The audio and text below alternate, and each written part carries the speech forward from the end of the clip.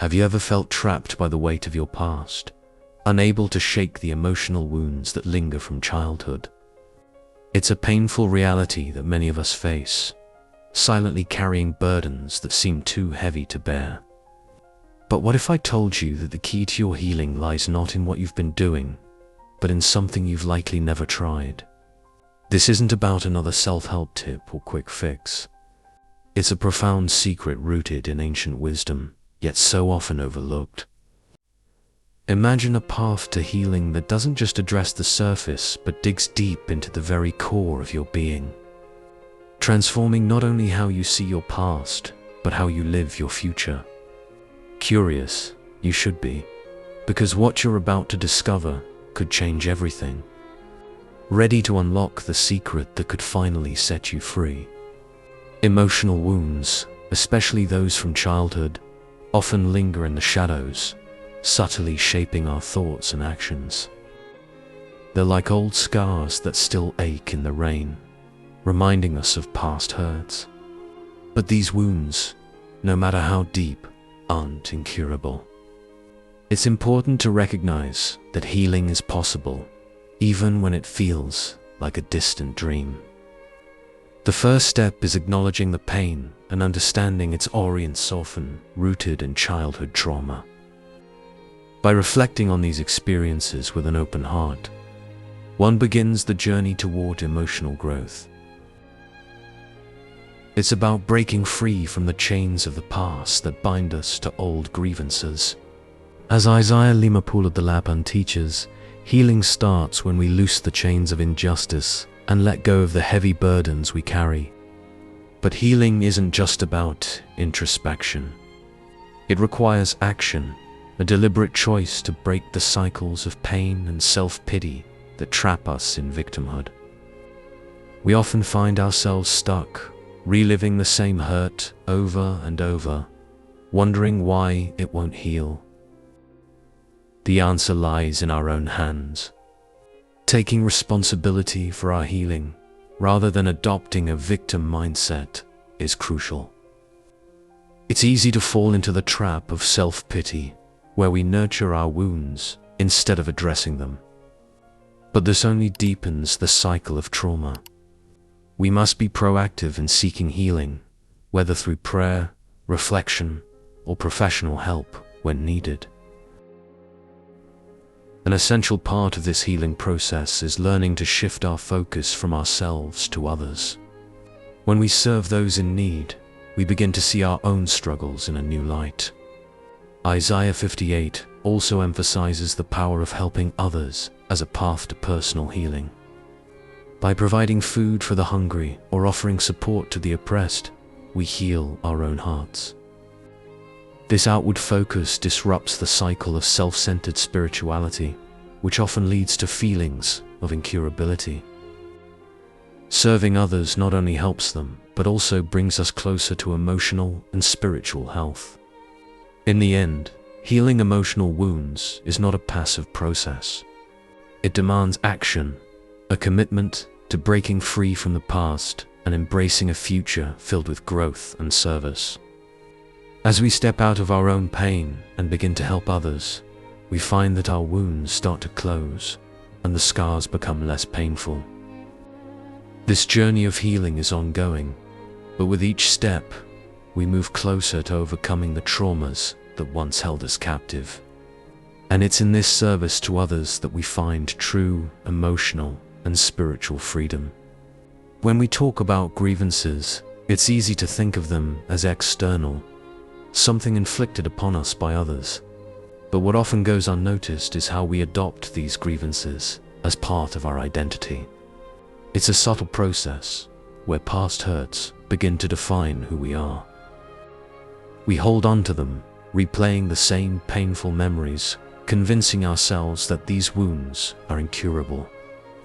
Yet, this self-adoption of grievances only deepens the cycle of trauma. It's like wearing a badge of victimhood, one that prevents us from moving forward. By internalizing these grievances, we unconsciously nurture a self-centered spirituality that keeps us focused on our own pain. However, Recognizing this tendency is the first step toward breaking free. It's crucial to understand that while the hurt might have been real, holding on to it is a choice. This isn't about denying the pain or pretending it didn't happen. It's about refusing to let it control us. In Isaiah 58, we see a call to break the chains of oppression. And this includes the oppression we impose on ourselves through the adoption of grievances. By choosing to release these hurts, we can start to dismantle the patterns that keep us trapped in a state of emotional and spiritual stagnation. But how do we let go of these grievances when they feel so ingrained in our identity?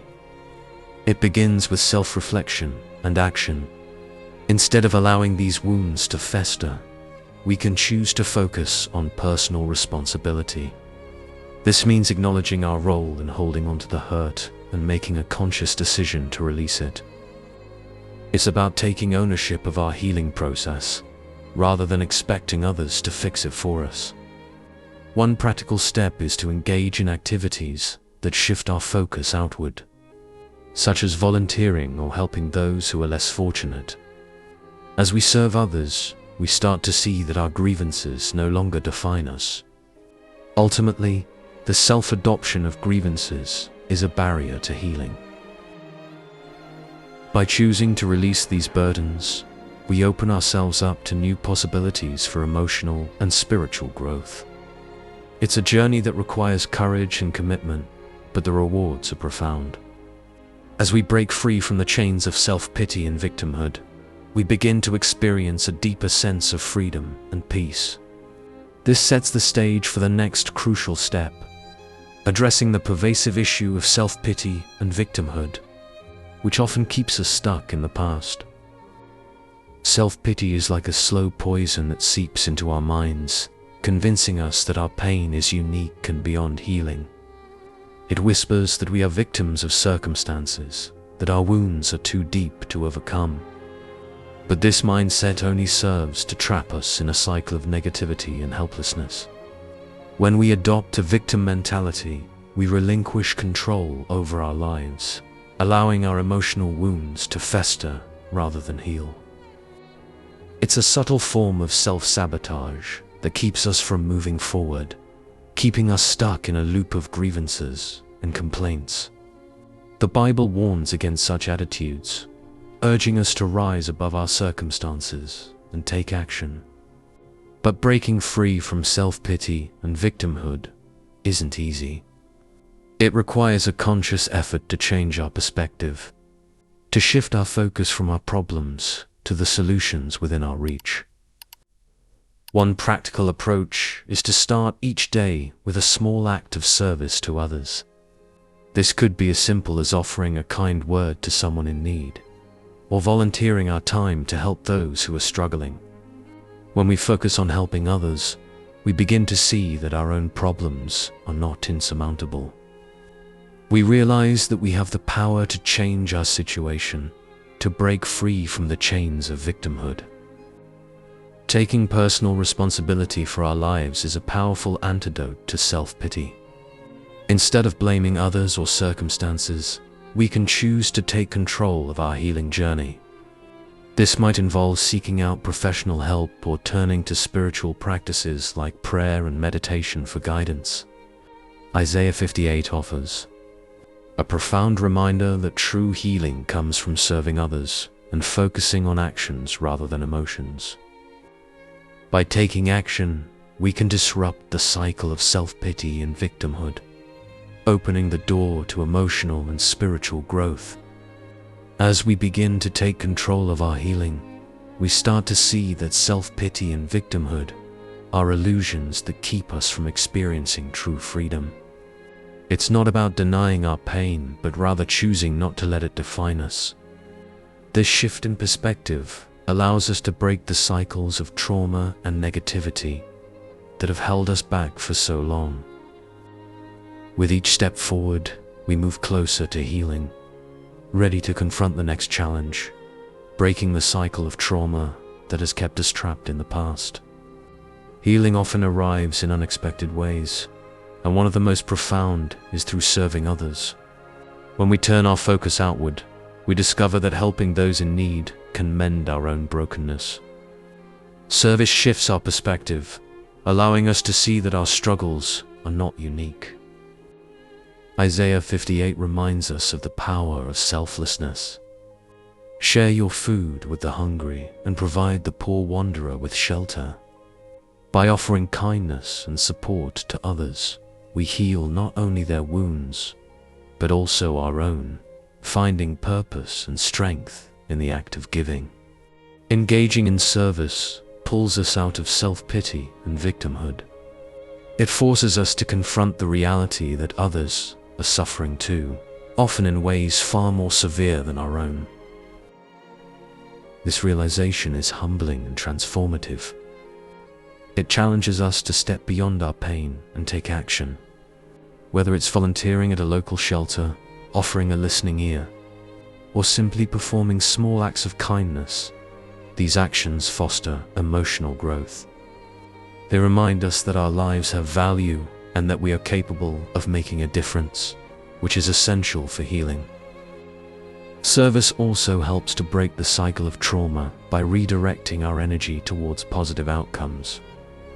Instead of reliving past hurts, we invest in the well-being of others, which in turn heals us.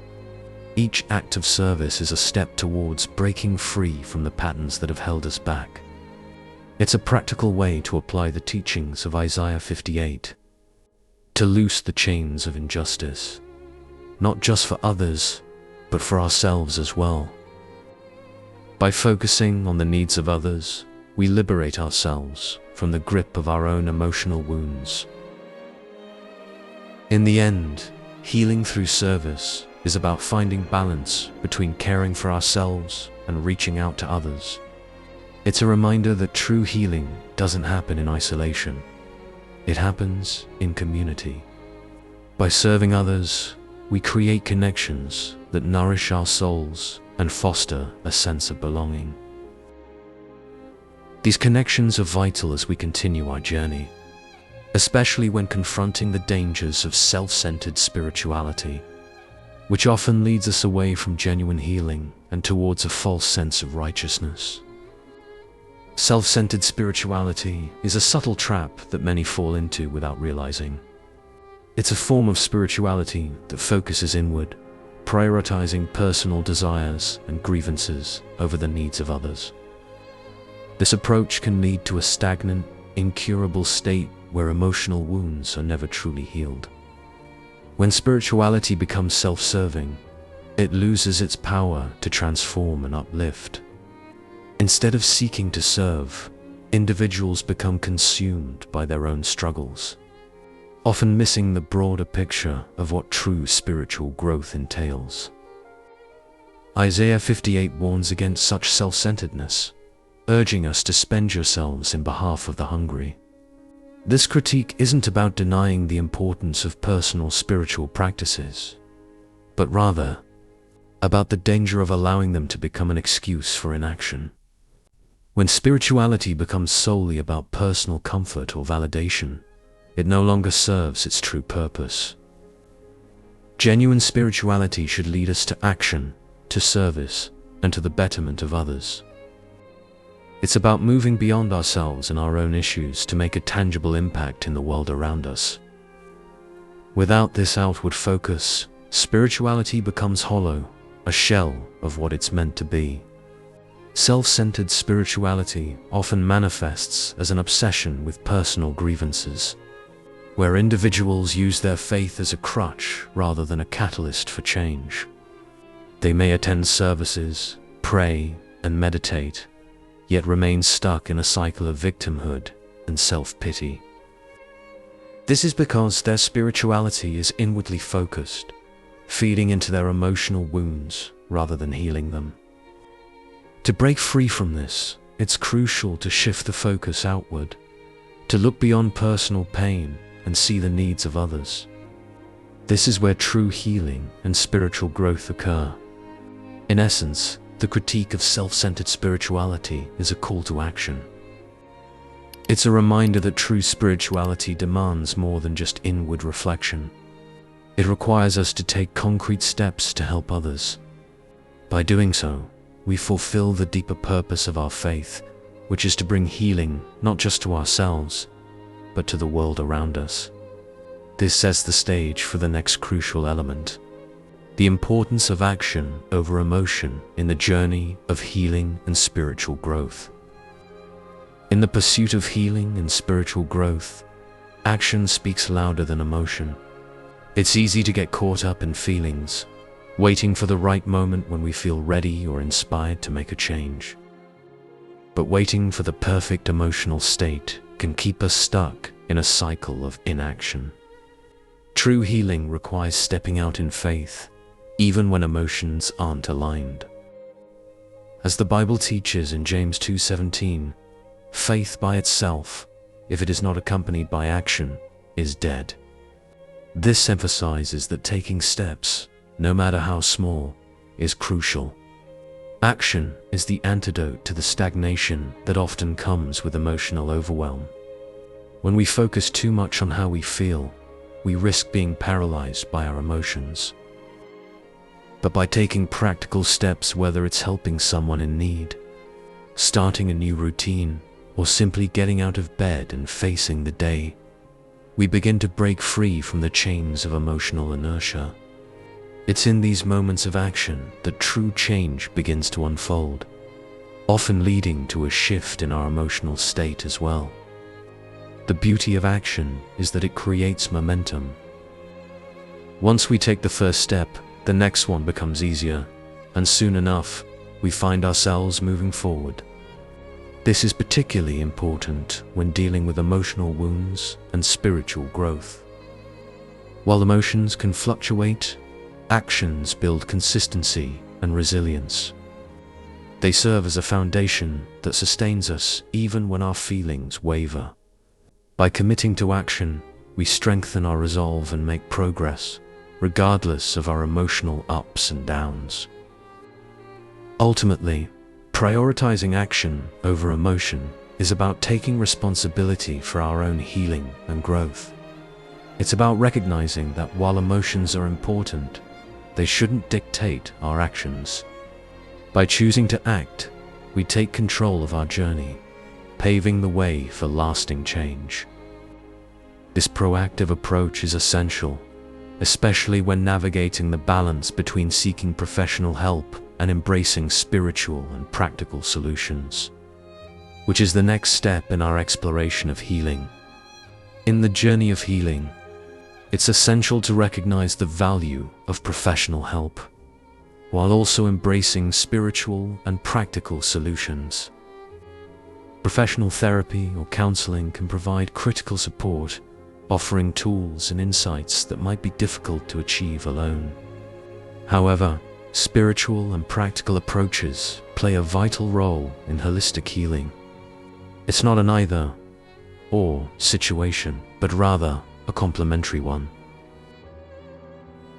The wisdom of Proverbs 11:14 reminds us, "Where there is no guidance, a people falls.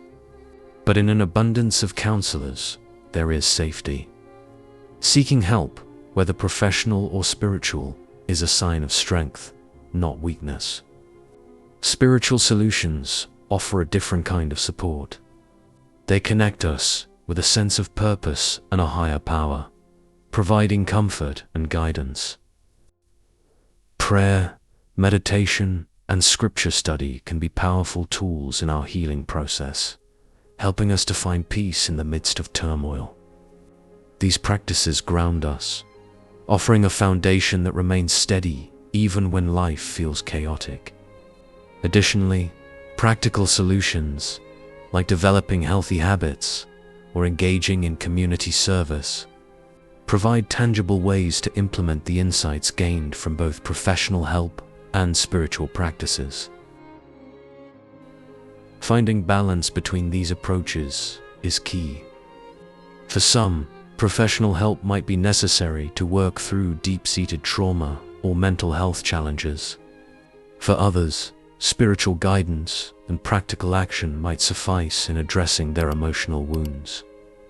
The important thing is to recognize when each is needed and to be open to the various avenues of healing available. By integrating these methods, we create a comprehensive approach that addresses our mind, body, and spirit, leading to more profound and lasting healing. Ultimately, taking personal responsibility for our healing means being proactive in seeking the help we need, whether it's through professional channels or spiritual and practical means. This responsibility is not just about addressing our own wounds, but also about how we choose to move forward in life. As we navigate this journey, we must remember the importance of breaking cycles, helping the needy, and continuously working on our emotional growth. This understanding naturally leads us to the final topic: the importance of taking personal responsibility in the healing process. Taking personal responsibility for healing is a pivotal step in breaking free from the past. It's easy to blame others or circumstances for our pain, but true healing begins when we take ownership of our journey. This means recognizing that, while we may not have control over what happened to us, we do have control over how we respond. It's about shifting from a mindset of victimhood to one of empowerment, understanding that healing is an active process. As Galatians 6-5 teaches, for each will have to bear his own load, emphasizing the importance of personal responsibility. Personal responsibility involves making deliberate choices that promote healing. This could mean seeking therapy, engaging in spiritual practices, or taking practical steps to change unhealthy habits. It's about being proactive rather than passive in our approach to emotional and spiritual growth. When we take responsibility, we acknowledge that healing requires effort and commitment. It's not something that happens overnight, but through consistent action, we can begin to see progress. This approach empowers us to break the cycles of trauma and victimhood that have held us back. Moreover, taking responsibility doesn't mean we have to do it all alone. It's about being accountable to ourselves, while also reaching out for the support we need. This might involve building a network of friends, family, or mentors who can offer guidance and encouragement. It's important to surround ourselves with positive influences that support our growth and healing. By taking responsibility for our healing, we set the stage for true transformation, not just in our own lives, but also in how we contribute to the lives of others. In the end, personal responsibility for healing is about embracing the power we have to change our lives. It's a commitment to ourselves and our future, recognizing that healing is a journey that requires both courage and action. As we take this responsibility seriously, we find that we are not only healing our own wounds, but also becoming a source of strength and support for others. This holistic approach to healing naturally leads to the realization that emotional growth and spiritual advice are ongoing processes that continue to evolve as we move forward in life. Have you ever felt trapped by the weight of your past, unable to shake the emotional wounds that linger from childhood? It's a painful reality that many of us face, silently carrying burdens that seem too heavy to bear. But what if I told you that the key to your healing lies not in what you've been doing, but in something you've likely never tried? This isn't about another self-help tip or quick fix. It's a profound secret rooted in ancient wisdom, yet so often overlooked. Imagine a path to healing that doesn't just address the surface but digs deep into the very core of your being, transforming not only how you see your past, but how you live your future. Curious? You should be, because what you're about to discover could change everything. Ready to unlock the secret that could finally set you free?